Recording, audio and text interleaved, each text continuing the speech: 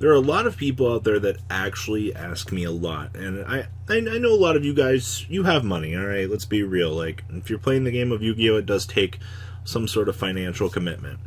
And I want to talk about a deck that I personally, I understand that Yu-Gi-Oh is expensive. I understand that with proper saving and proper time, you can build something. And for all intents and purposes of this video, not counting the side deck and things like that, we're going to talk about, you got $100, you're like, or your goal is $100, all right? If you're working a job and you're putting aside $10 a week, I know 2.5 months is a very long time, but sometimes, you know, saving up, even if you can do $5 over time, you have to be willing to commit time to these things. Now, I understand the average 15-year-old that's trying to play Yu-Gi-Oh! Doesn't have it made out for him, or like even worst case scenario, you get all of your stuff stolen. I want to kind of give a rundown of things that I personally are now. Okay, when I say personally, it's like the best deck I would go for if I was on a budget. Now, Paleo and True Draco are very good decks. I understand that.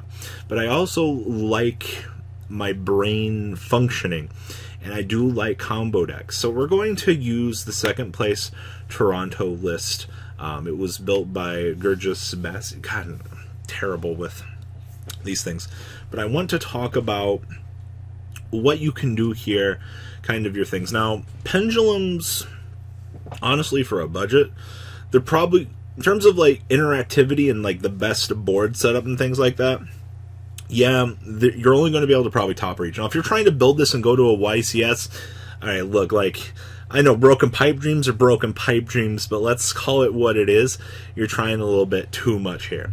Now, you're probably looking at the main deck, you're like, oh, you know, like, what are going to be the real things that are going to stick out to you as expenses? Well, oddly enough, Apex Avion's not going to be something that you're going to be able to, like, ask your friends to kind of acquire for you, alright? Like, I understand it did get a common reprint, that's fine.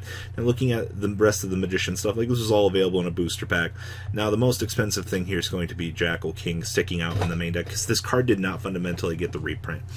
If you want to be cool, you do have an option of replacing this.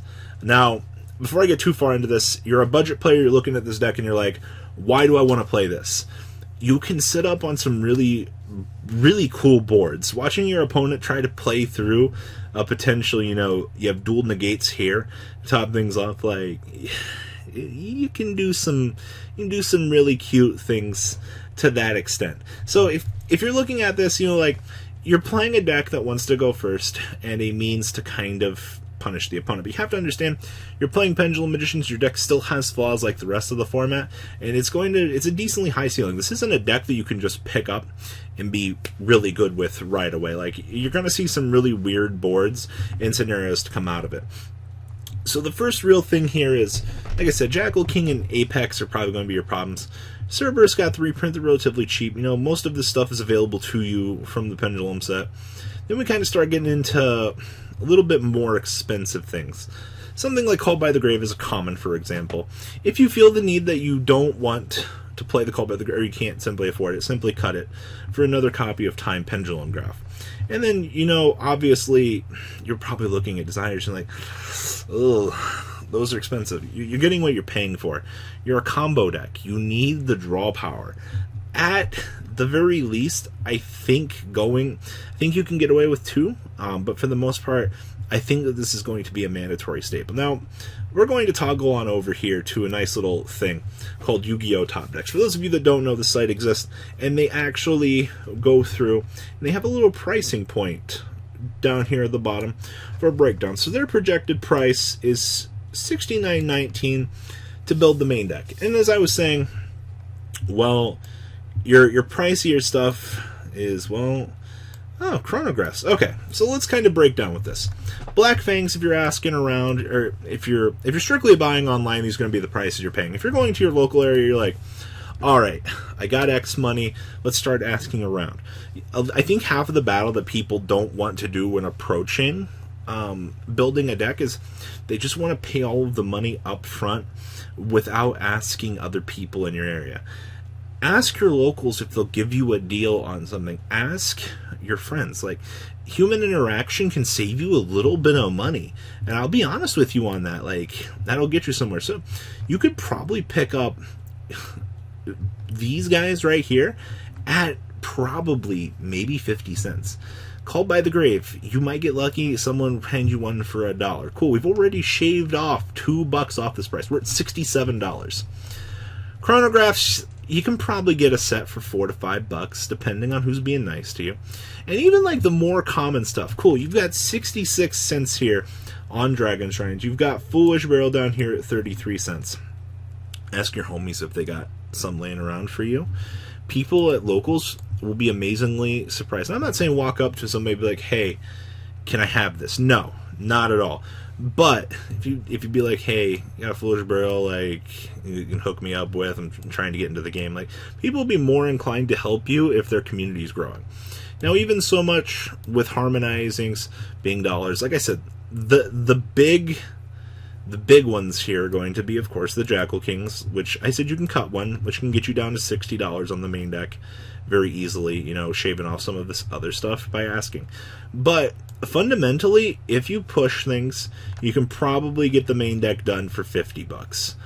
Maybe 45 if you're asking the right people, looking at the core prices available here. Because, like I said, silly dark worms.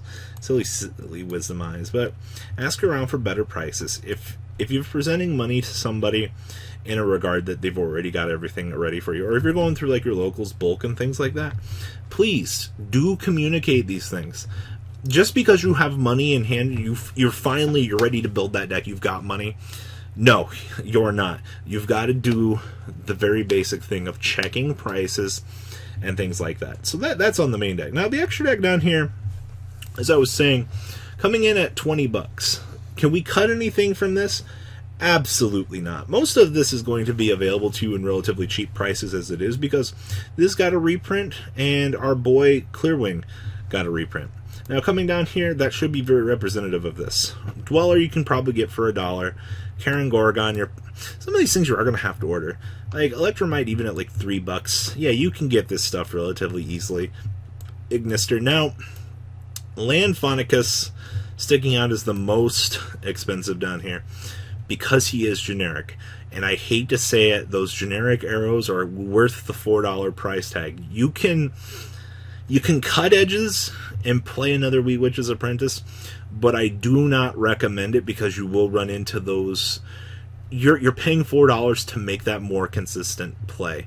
And it does suck to say that, but you do have to make it. So I do think for $4 it is worth it to ensure that you do have that more staple-esque card to make the deck more consistent. Now outside of that, like, you can probably shave the extra deck down to $16. You'd be sitting at about $76 if everything goes well, you know, maybe even $70, depending on if you're getting decently prices. Now that's not without saying the side deck. Now, hear me out here. The side deck is not a mandatory creature to win games. Hear me out once again. You do not need a side deck to win at Yu-Gi-Oh! But you have to understand that if you're playing against other players that have a side deck, you're going to run into some issues. Now, Denko Sekas, do you need these? They help out in your back row matchups. These do put you in a better situation against them. Are they absolutely necessary? No, but you have to understand what you're paying for is that back row prevention. They are very easily replaceable with things like Cosmic Cyclone or MSTs if you have them laying around. Things like Droll and Lockbird, once again, you're paying for the Drolls. Like, the ability, Droll being the most expensive card in your side deck, you're paying for that potential ability to prevent your opponent from engaging and things. Once again, the format's changing now. It will be left seen to see if you need these. Ghost Reaper is another alternative to replace this with, or something else in your extra. Ghost Reapers are relatively $6 for like 2 to 3. Actually, it's like $3.80, $4. So you're looking at like $12 for them. Definitely cheaper than this if you want a side.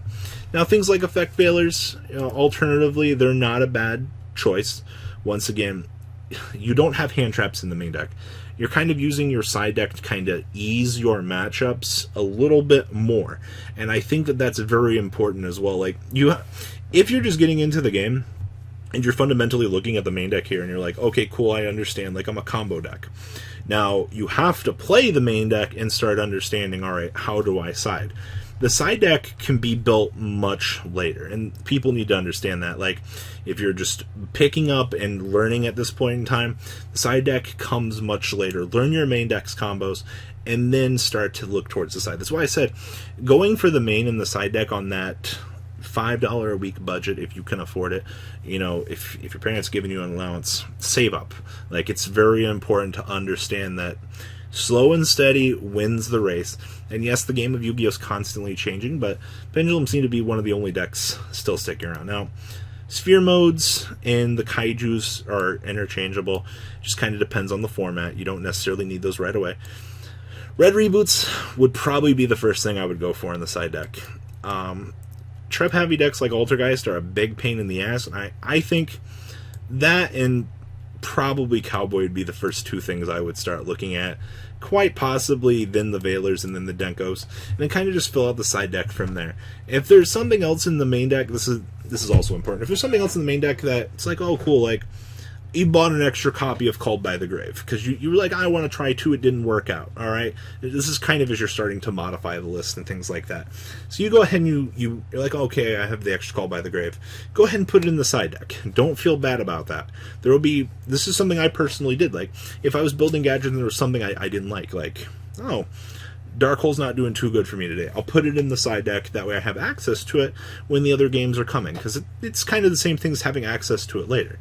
So I think it's very important to also understand that just because when you're building this and you're like, oh, I'm going to pick up an extra copy of this, or if you don't like 3 Apex Avion in the main deck for some reason, move the one to the side, fill up the space, have the other replacement ready. Like, you'll kind of see the more that you kind of start to play this game that, like, there'll just be things like some days cards don't work for you, but yet you don't want to totally cut it, so you just push it to the side deck. It's very understandable in things like this. But for a budget of $70, that's kind of pushing full price, or pushing with like friend discounts and things like that. But you need to be willing to reach out to people and ask them for this. Like, if you see a deck on eBay that you want, send them a message. Say, hey, can you cut me a deal? I want to pay this. 95% of the time, they'll probably work with you. Other 5% they'll probably tell you go fuck yourself. It's the fundamentals of life, and I hate to be that guy, but like, I do hope that this does give you some potential insight to making a decent deck. Like, and it's not that hard to interact with people and just ask about things. Ask stores if they can cut you a deal. Like, if you're a regular customer and they see that their player base is growing and things like that, they'll be more inclined to assist you with it. Now, I've heard the horror stories of stores. It's like, go fuck yourself. Like, I get it, they exist. Like, but for the most part, like, if you're paying full retail for this, main deck and extra are going to be about $100.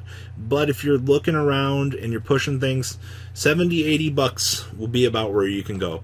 A lot of places will work with you on these things. I can't stress that enough. Just because you have the one shitty scenario doesn't mean that like other people won't work with you. If you're going to a local and you're wanting to start going to things, ask around in Facebook groups. You'll be absolutely surprised. Most local areas will have Facebook groups dedicated so their players can interact and talk. Start getting to know people. Ask people for advice, prices, and things like that, and see if they'll work with you. Secondary market exists for a reason. Alright? That's all I got for this video. Go get yourself a Pendulum Magician deck for $80. Start making those kids at your locals beat your ass because you're playing Pendulums. I mean, the unfortunate like downside to this is like if you're building Pendulums, like, you got to understand your Pendulums. You're not going to be the absolute tier 1 deck of the format. Like, it's not how it works. And also, like, someday I'll probably do one of those build the Yu-Gi-Oh deck for $30 videos, but it's like, not today. You got to go a little bit above and beyond. But like I said, saving is key. Human interaction is key. Use your resources, all right? Like, if you get a gift card from Grandma for Amazon for $25, save that shit, all right? They sell Yu-Gi-Oh cards on there. All right, guys. Hope this video was actually insightful. It's something I've been wanting to talk about for a little while. And obviously, like, not everybody can afford you know, money, or people just don't want to talk to people. But like, you gotta work for it. Like, time is money. All right, guys, I'm out. Peace. The ride never, well, truly ends. Thank you, patrons. Without you guys, I don't know what I'd be wearing in these videos. I might be a truffle shuffle incident all over again. Guys, please also check out Vanquil40 for some awesome Vanguard content. Some other interesting stuff you might find up here on the left or in the description as well. Thanks for watching.